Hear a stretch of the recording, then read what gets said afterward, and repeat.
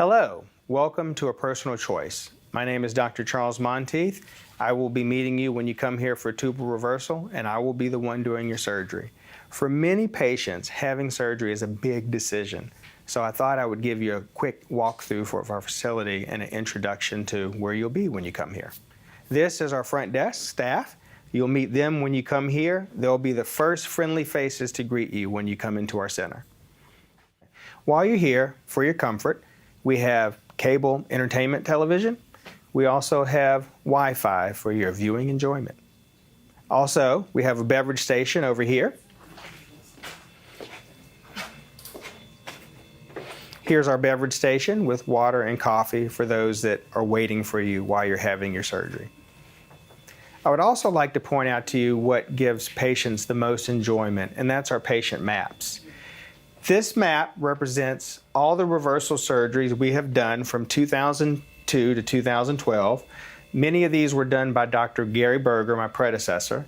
I joined him in 2008, and I contributed to a lot of these surgeries on the map. But you can see every black pin represents a patient.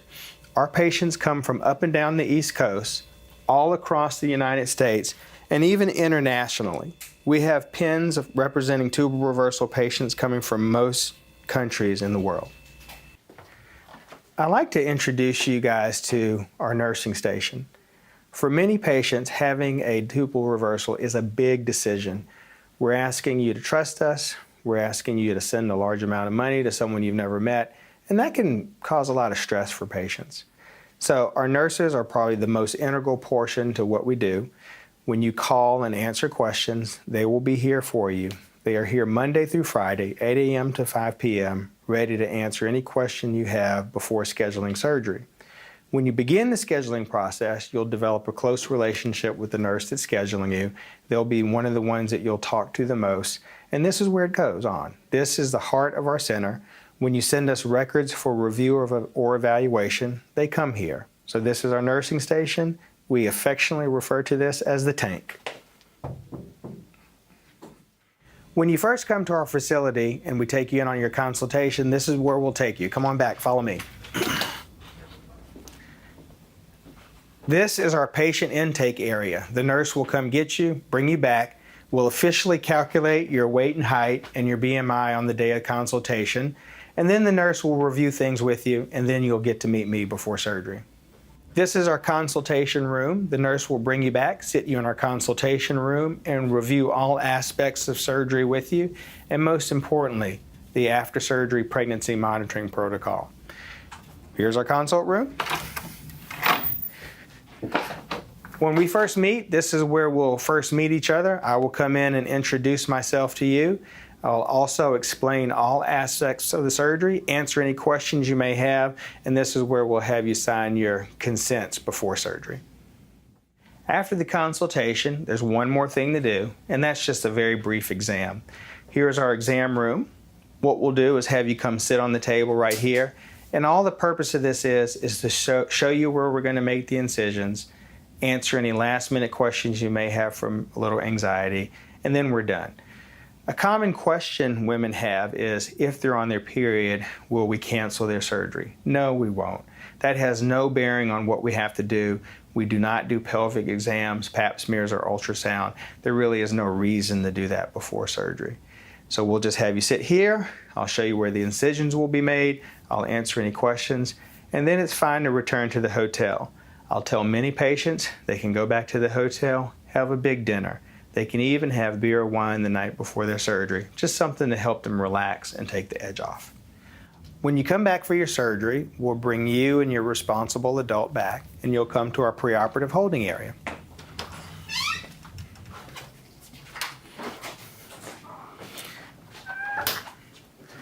This is the room where you will meet our nursing staff and our anesthesia staff. This is where you'll get ready for surgery, you'll get into a gown and have an IV. You will also have an opportunity to put a pin in our new map. The previous map I showed you in our waiting area, we ran out of space, so we had to start a new map for all our new tubal reversal patients. So make sure you get to put your pin in the map before we get started. Patients commonly ask me, what's the difference in color? The blue pins represent vasectomy reversals, and the pink pins represent a female reversal. This map is not ideal because it's a little pink in background. You can't get a full visualization of how many pins are on here. So I always tell patients, make sure you look at it from the side and you'll see the full scope of all the pins on the map. Okay, well hey, now it's showtime. This is where we take you back for surgery. This is the point in time we'll ask your responsible adult to sit out in the waiting room, and then we'll get you as the patient and bring you back to the operating room. So here's where all our reversal surgeries happen.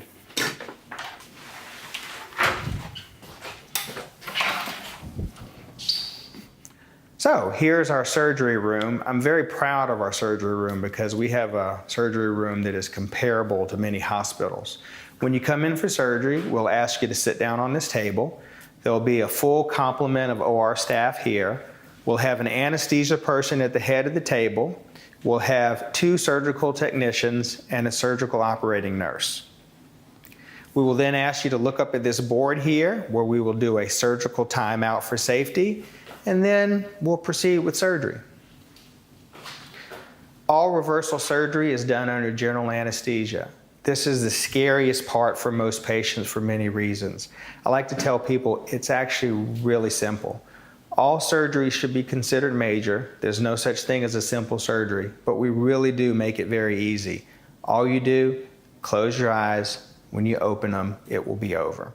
I'd like to point out a few key areas of our OR that many people may not be aware of. For number 1, we do laparoscopy. We're the only reversal practice that offers a laparoscopy procedure. And to do that, we use a Stryker high-definition camera system, and you can see it on our laparoscopic tower over in the corner. All surgery is done under general anesthesia. It is very safe. We have a very skilled anesthesia staff. We give a variety of medications to make it a safe and comfortable experience for you. Surgical safety is paramount to what we do here. We believe in patient warming. We have these hot dog blankets here. They may not look like much, but they're actually very expensive. Most hospitals don't use them, but they're very important to allowing patients to go to sleep safety, waking up quickly, and minimizing postoperative nausea and vomiting.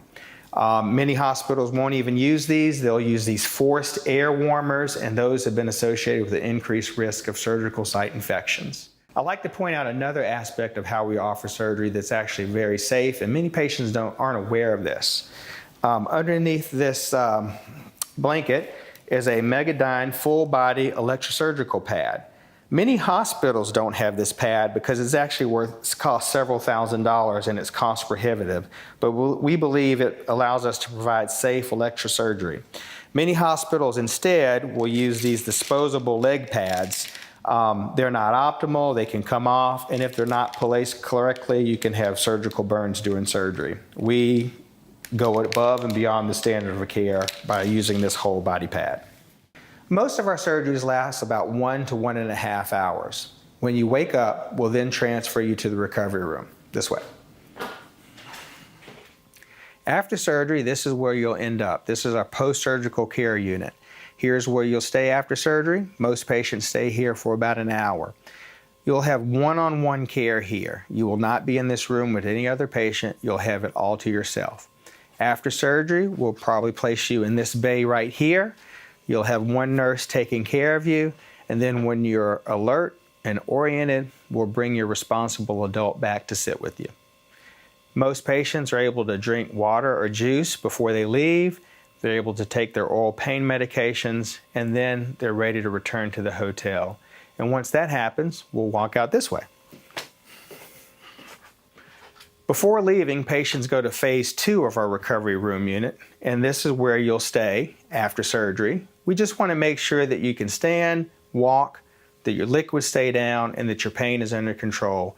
And once we can assure all those things are happening, we'll then walk out this way and have your responsible adult come pick you up in the car.